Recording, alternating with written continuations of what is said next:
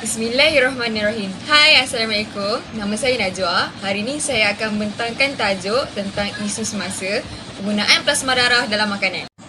Saya akan membentangkan tentang pengenalan tajuk tersebut. Bismillahirrahmanirrahim. Agama Islam yang seperti kita tahu menekankan makanan dan kesihatan yang baik bagi umat-umatnya. Allah juga memerintahkan kita untuk memilih dan memakan makanan yang halal serta bersih, iaitu halalan thayyiban.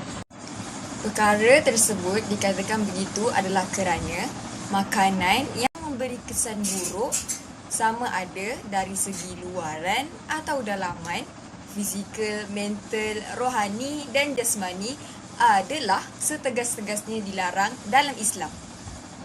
Firman Allah Subhanahu Wa Taala dalam surah Al-Anfal ayat 69.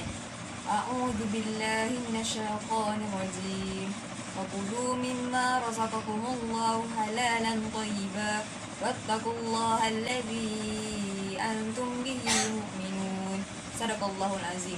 Yang maksud, dan makanlah kamu daripada rezeki yang telah diberikan oleh Allah Subhanahu Wa Taala, iaitu rezeki yang lagi bersih, lagi halal, dan bertakwalah kepada Allah yang kepadanya sahaja kamu beriman. Namun, pada alaf ini, gaya zaman moden lebih memilih untuk menggunakan kemudahan-kemudahan yang telah tersedia, contohnya seperti makanan terproses, yang kemungkinan terdapat penggunaan plasma darah dalam makanan tersebut.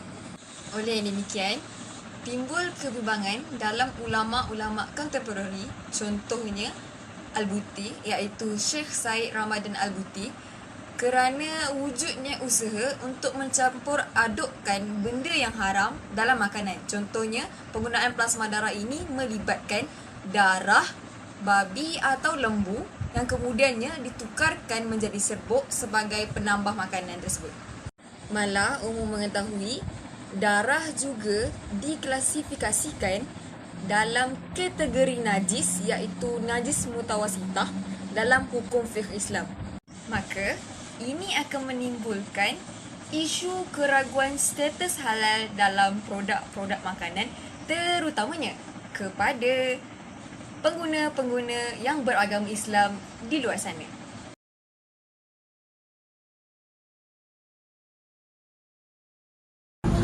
Assalamualaikum warahmatullahi taala wabarakatuh. Nama saya Nur Sufia binti Ahmad Safwan, dan Sufia akan bercakap tentang isi yang pertama, iaitu mengenai penggunaan plasma darah dalam makanan. Jadi, apa itu plasma darah? Plasma darah menurut sains adalah darah merupakan sejenis cecair yang menyalurkan zat, iaitu terdapat tiga, iaitu yang pertama oksigen, bahan hasil metabolisme tubuh, dan sistem imunisasi. Seterusnya pula tentang kefahaman darah manusia dan vertebrata. Sebelum itu, apakah itu vertebrata? Vertebrata merujuk kepada haiwan yang mempunyai tulang belakang. Ia pula terbahagi kepada 5 kelas, iaitu ikan, burung, reptilia, amfibia dan mammalia. Seterusnya tentang perkara protein yang terdapat dalam plasma darah vertebrata. Secara umumnya, ia terdiri dari albumin, globulin, fibrinogen dan hemoglobin. Jadi, fungsi protein darah merupakan pengangkut gas-gas pernafasan, iaitu hemoglobin, bertanggungjawab dalam proses pembekuan darah, iaitu fibrinogen, dan sebagai sistem kekebalan tubuh, iaitu immunoglobin, dan sebagai butler pH dan menimbulkan tekanan osmotik pada darah. Seterusnya, darah vertebrata.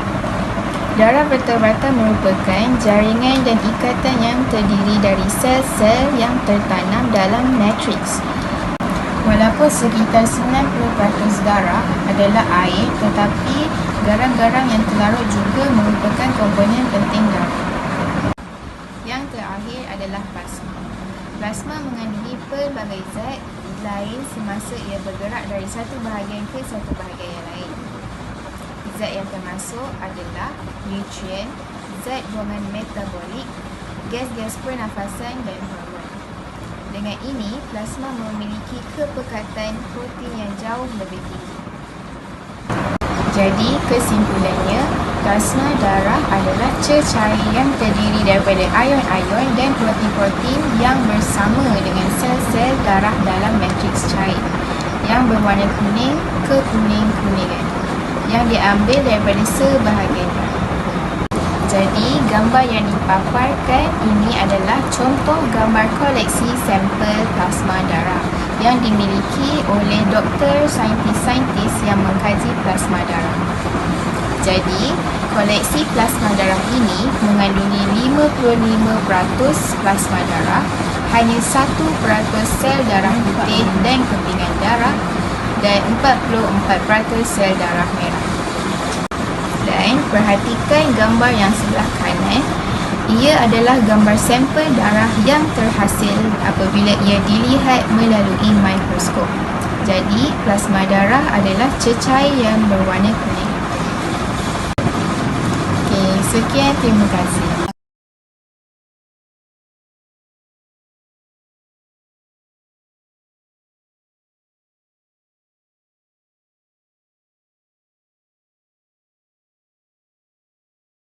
Bismillahirrahmanirrahim. Assalamualaikum warahmatullahi wabarakatuh. Saya Muhammad Haris Hakimi bin Abdullah.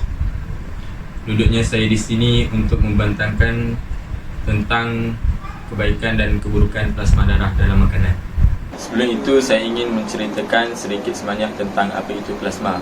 Plasma ialah cecair kuning yang berada di dalam darah, iaitu sebanyak 55% daripada isi palu darah di dalam badan. Berbalik semula kepada poin pembentangan saya, iaitu kebaikan dan keburukan plasma darah.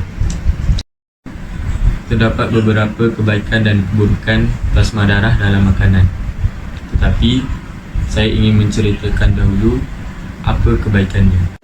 Plasma memainkan banyak peranan di dalam badan kita. Antaranya ialah membawa nutrien, hormon dan protein ke bahagian badan yang memerlukannya.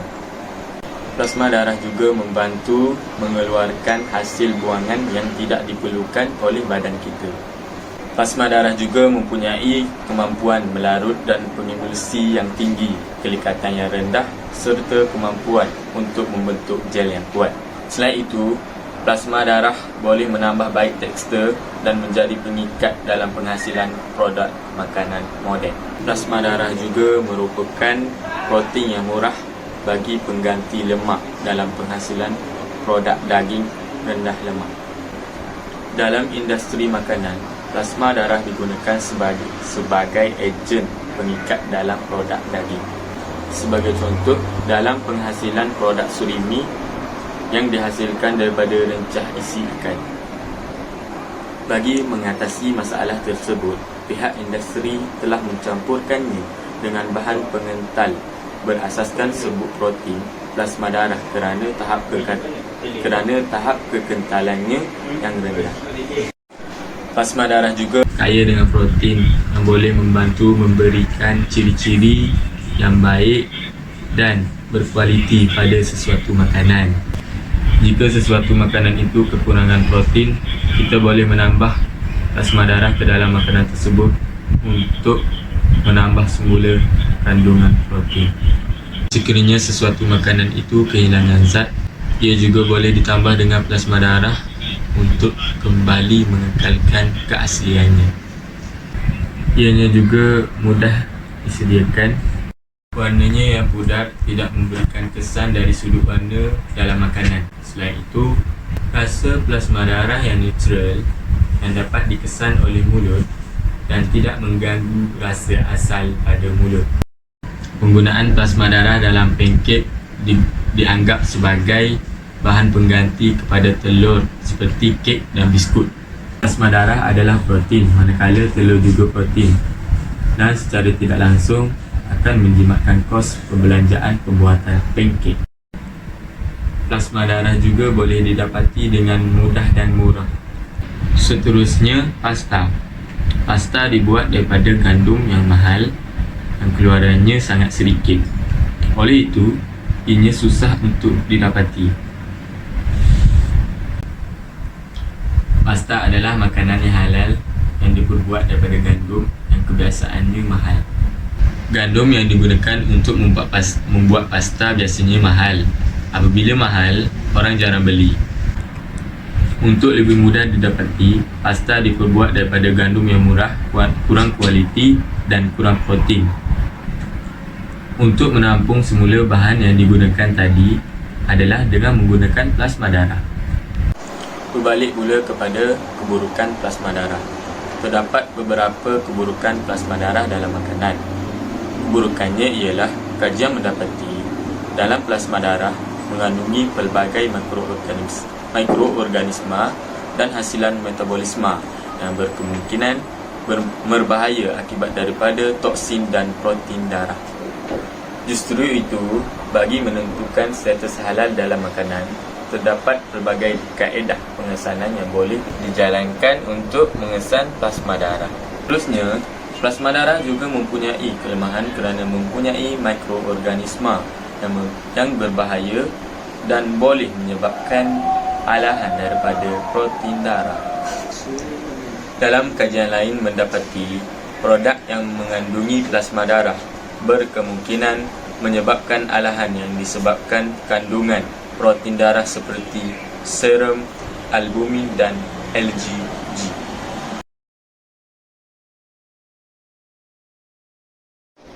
Bismillahirrahmanirrahim. Assalamualaikum warahmatullahi wabarakatuh. Hari ini saya akan menerangkan tentang pengesahan plasma darah dalam makanan. Industri makanan menggunakan plasma darah sebagai ejen pengikat dalam produk daging. Sebagai contoh, dalam penghasilan produk surimi, pada dasarnya surimi dihasilkan daripada rencah isi ikan. Namun disebabkan tahap kekentalannya yang rendah, pihak industri telah mencampurkannya dengan bahan pengental berasaskan serbuk protein plasma darah bagi mengatasi masalah tersebut. Walau bagaimanapun, penggunaan darah dalam makanan adalah dilarang mengikut Islam. Bukti saintifik adalah penting dalam pengesahan halal. Di Malaysia, permohonan persejilan halal bagi mematuhi piawaian dan integriti halal produk makanan dipantau dengan tegas oleh pihak berkuasa Jabatan Kementerian Islam Malaysia, JAKIM. Oleh itu, teknik untuk memesan plasma darah dalam makanan untuk pengesahan halal diperlukan. Bauer dan Stackhelberg berjaya mengesan plasma darah dalam produk daging rawatan haba menggunakan lapisan ultra nipis terfokus isoelektrik. Bagi mengatasi cabaran pengenalpastian plasma darah dalam produk daging, Kementerian Pertanian, Perikanan dan Makanan UK ditugaskan menyelidik menggunakan imunoresapan dan ELISA. Penyebaran imun ganda 2 dalam agar gel hanya mampu mengesan 8% antibodi dalam daging lembu dimasak dan 1% dalam daging babi mentah. Protokol ELISA adalah lebih berkesan iaitu dapat mengesan 0.2% sebagai plasma kering. Walaupun kedua-dua teknik tidak dapat membezakan asal-usul spesies, ia cukup untuk pengesalan halal kerana mengikut keperluan adalah untuk mengesahkan kehadiran atau ketiadaan plasma darah yang ditambah dalam produk. Kromatografi cecair tricatur kutub spektrometri jisim telah berjaya digunakan untuk menyaring penambahan ejen pengikat berasaskan darah bovin dan porsin dalam produk daging. Terkini, Nur Fazila berjaya membuktikan bahawa tindak balas berantai polimerase ataupun PCR secara simplex dapat membantu dalam pengujian kehadiran DNA haiwan dalam produk halal walaupun telah melalui pelbagai proses. Manakala tindak balas berantai polimerase ataupun PCR secara multiplex pula mampu mengenalpasti pelbagai DNA haiwan pada sampel produk dalam masa yang singkat dan lebih efisien. Seterusnya, hukum dan aplikasi istialah terhadap makanan berasaskan plasma darah haiwan. Al-Quran mengharamkan segala jenis makanan dan minuman daripada sumber darah yang mengalir. Ianya dapat dibuktikan menerusi firman Allah dalam surah Al-An'am ayat 145 yang bermaksud, Katakanlah, wahai Muhammad, aku tidak dapati dalam apa yang diwahyukan kepadaku sesuatu yang diharamkan bagi orang yang hendak memakannya, melainkan kalau benda itu bangkai atau darah yang mengalir atau daging babi, kerana sesungguhnya ia adalah kotor, atau sesuatu yang dilakukan secara fasik, iaitu haiwan yang disembelih atas nama lain daripada Allah. Kemudian, sesiapa yang terpaksa memakannya kerana darurat sedangkan dia tidak mengingininya dan tidak melampaui batas, maka sesungguhnya Tuhanmu itu Maha Pengampun lagi Maha Mengasihani. Walau bagaimanapun, penentuan hukum ini tidaklah berlaku ke atas semua produk, tetapi ia dilihat daripada aspek keperluan umum. Oleh sebab itu, para ulama terpaksa meneliti terlebih dahulu kes demi kes agar hukum yang ditetapkan itu tidak menyusahkan kehidupan umat Islam. Malah sebahagian besar ulama kontemporari menggunakan konsep istihalah yang menentukan hukum plasma darah dalam makanan moden. Seterusnya, saudara saya akan menerangkan tentang pandangan para ulama berkaitan proses istihalah plasma darah dalam makanan.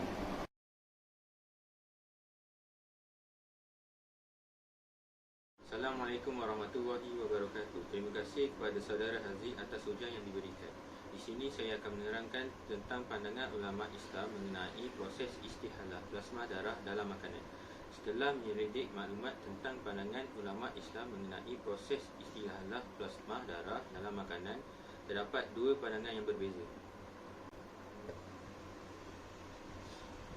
Yang pertama, ulama seperti Ibnu Nujaim yang berpandukan mazhab Hanafi telah menghalalkan penggunaan istihalah dalam makanan jika sifat asalnya telah berubah kepada produk yang baharu.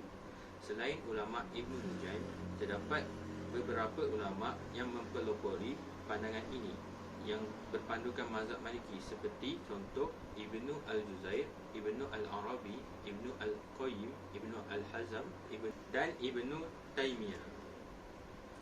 Pandangan ini ialah umum firman Allah Subhanahu Wa Taala dalam surah Al-An'am ayat 145 yang mengharamkan darah mengalir untuk dimakan atau diminum.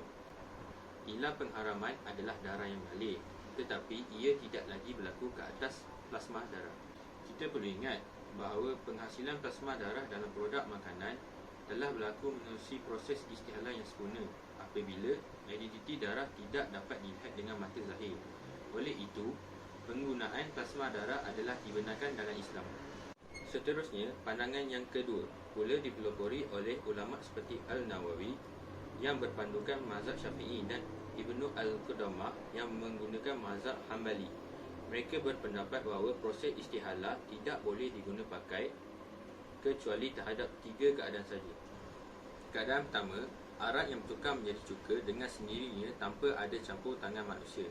Yang kedua, kulit dan bulu haiwan yang mati selain daripada anjing dan babi setelah ia disamak. Yang ketiga, haiwan yang berubah menjadi bangkai kemudian berubah menjadi ulat kerana berlaku suatu kehidupan baharu.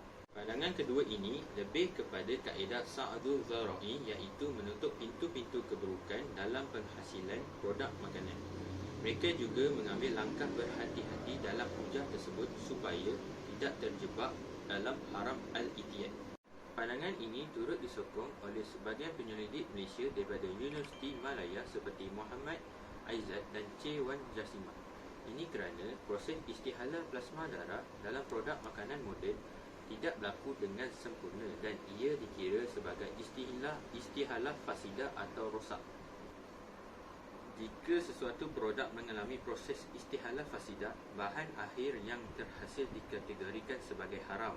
Namun begitu, dalam kes-kes tertentu, ia boleh berkemungkinan berubah menjadi halal kembali.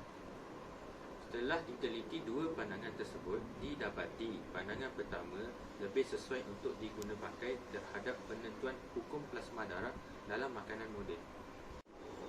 Ini kerana kemajuan teknologi moden khususnya dalam penghasilan produk makanan moden sudah maju hingga proses istihalah sempurna telah berlaku dan produk berasaskan plasma darah dapat dianalisis kebaikan dan keburukannya kepada kehidupan manusia.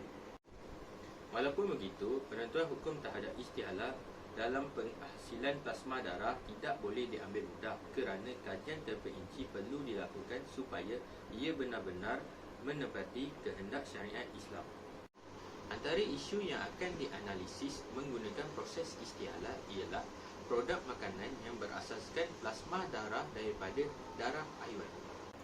Darah merupakan cecair merah yang mengalir dalam urat darah. Ia dikategorikan sebagai najis dan mendatangkan kemudaratan. Ini kerana pengharamannya telah jelas di dalam Al-Quran dan Al-Sunnah.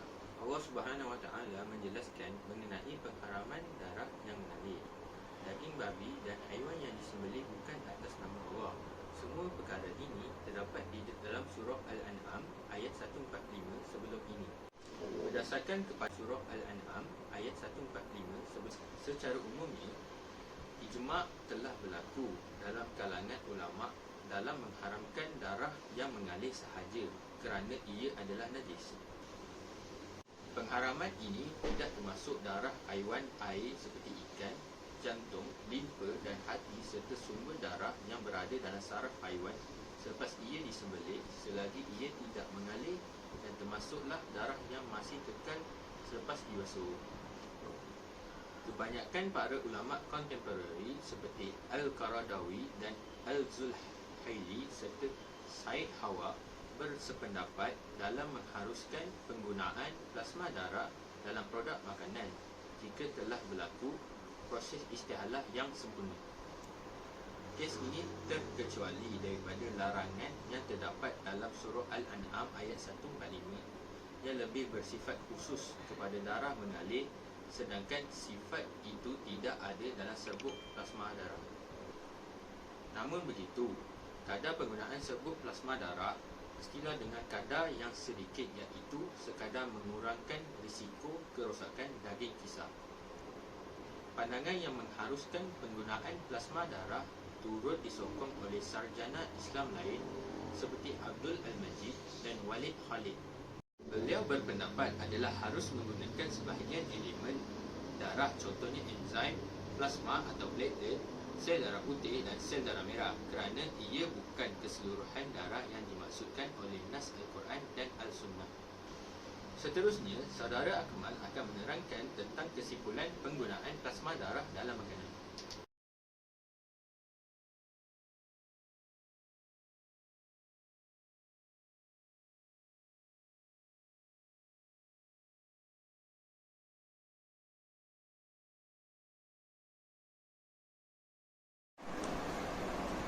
Berdasarkan isi yang dibentangkan, saya ingin menyimpulkan tentang hukum penggunaan plasma darah di dalam makanan. Hukum di dalam Islam, hukum penggunaan plasma darah dalam makanan terbahagi kepada dua, iaitu haram dan harus. Terdapat perbezaan pendapat mengenai hukum ini kerana perbezaan teknologi dari masa ke semasa. Apatah lagi pada masa kini, teknologi yang semakin canggih dan maju dan meluas.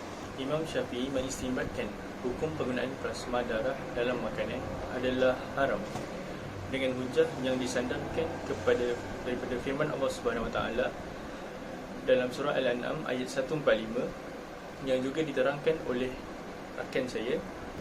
Katakanlah, wahai Muhammad, aku tidak dapati apa yang telah diwahyukan kepadaku sesuatu yang diharamkan bagi orang yang hendak memakannya, melainkan benda itu bangkai atau darah yang mengalir atau daging babi, kerana sesungguhnya ia adalah kotor dan sesuatu yang dilakukan secara fasik, iaitu haiwan yang disembelih atas nama yang lain selain dari Allah. Kemudian sesiapa yang terpaksa memakannya kerana darurat sedangkan dia tidak menginginkannya dan dia tidak melampaui batas, maka sesungguhnya Tuhanmu Maha Pengampun lagi Maha Mengasihani. Selain itu, teknologi yang canggih menjadi asbab hukum penggunaan plasma darah yang telah diistimbatkan pada asalnya adalah haram, kemudian mengikut uruf pada masa kini menyebabkan ulama kontemporari mengistimbatkan hukumnya adalah harus. Ulama kontemporari mempunyai hujah yang kukuh dalam mengistimbatkan hukum penggunaan plasma darah dalam makanan adalah harus. Seterusnya, teknologi dunia semakin maju menyebabkan banyak eksperimen yang dijalankan pada makanan untuk menguji tahap ketahanan makanan tidak kira pada aspek luaran maupun dalaman, seperti proses biotransformasi iaitu proses pengeringan. Jadi, apa yang relevan tentang teknologi canggih pada masa kini dengan hukumnya harus penggunaan plasma darah dalam makanan adalah para cendekiawan dan ulama fiqh menemukan satu proses yang dinamakan proses istihalah. Proses ini dapat menyingkirkan darah atau menukarkan bentuk fizikal darah dan melalui proses ini, plasma darah yang sering digunakan di dalam makanan, terutama pada produk surimi, dapat diproses sehingga menjadi suci. Natijahnya, kita perlu cakna dengan setiap apa yang kita makan, terutama sekali surimi, kerana penggunaan plasma darah yang banyak digunakan dalam pemprosesan makanan tersebut. Kita perlu lebih berhati-hati, terutama sekali tentang halal. Suatu produk tidak kiralah makanan, barangan atau barangan kosmetik atau banyak lagi, kerana masih ramai lagi pembekal-pembekal di luar sana yang mengambil enteng tentang hal ini. Bahkan menjadi tanggungjawab kita sebagai orang Islam bukan sahaja perlu makan makanan yang halal, maka perlu caranya tentang proses pembuatan makanan tersebut, juga perlulah suci. Akhir kalam, firman Allah Subhanahu Wa Taala di dalam surah Al-Maidah ayat 3, A'udzu billahi minasyaitonir rajim. Bismillahirrahmanirrahim. Hurimat 'alaikum maitatan wa dahmil wal lahmil khinzir wa ma ahlil li ghairillahu bih.